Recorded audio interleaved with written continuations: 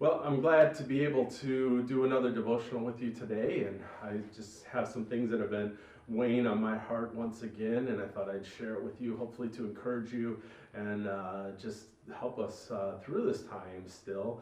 I was just kind of thinking about how, as the new year started, there were all kinds of plans that we were putting together as the new year kind of kicked in, and we had all of these things that we were excited about doing in life and seeing God do as well. And some of it was personal, and some of it was with church work and church life and stuff. And personally, I mean, we were planning a vacation. We were going to go to Florida. Our kids, for the very first time, were going to go to Disney World, and now it looks like that's not going to happen.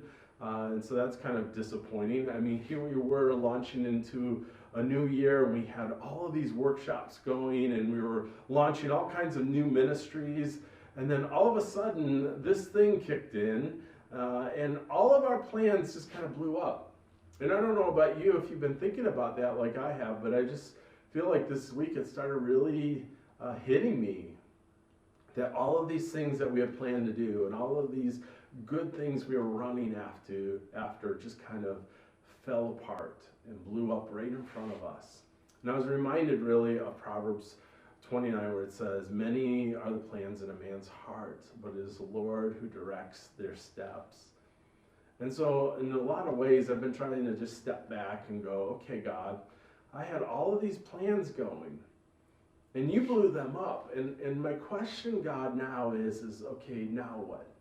Because guess what? God still has a plan. My plans may not have been what God was planning to do, but they certainly don't negate that God still has a plan, even in all of this mess. And I thought I was going in this direction and going to accomplish this and that and this and that. But, you know, there's a huge lesson to this in life. And that is simply this. We so often think we're in control, that we have a destination we're headed to, that we have all of these things that we're working towards, when in essence, God is the one that's kind of blowing the wind in our sails and directing us where He wants us to go. And one of the things that we need to learn to do is just go, okay, I'm going to sit back and see where God takes me. And that's where I think we need to be right now. Because many of us, we've lost dreams and plans and really going after something. And they seem to be very good things. But all of a sudden, they disappeared right in front of us. And we can sit and wallow in disappointment. And it's okay, I think, to have disappointment and to feel disappointed. But at the same time, I think there needs to be just an opening of our eyes to go, God, okay, I trust you. I'm going to sit back and see where you're going to blow me right now and in the new destination you have for me, because I realize that you're still in control, that you still have a plan and you're still going to do great things in and through my life. And it's just going to look a little bit different now.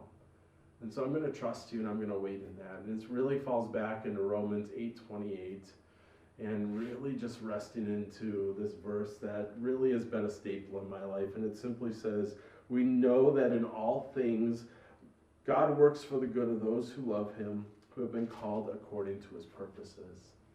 And we just are going to trust and rest and know that even in the midst of things that are blowing up in front of us, God is still going to do something good in and through this time. And it's going to be for our lives and for the good of our lives as well.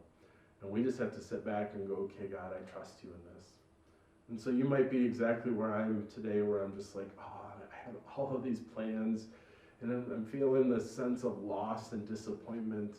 But I'm also waking up to the realization that God is moving me to a place where maybe I wouldn't have walked on my own, but He's positioned me there, and it's a perfect place to be in His will and to see and do and accomplish the things He's called me for. And He's just taken a different route to get me there. And so in that, I'm going to trust and I'm going to wait on God, and I'm just going to see where the wind of the Spirit takes me. I encourage you to do the same as well.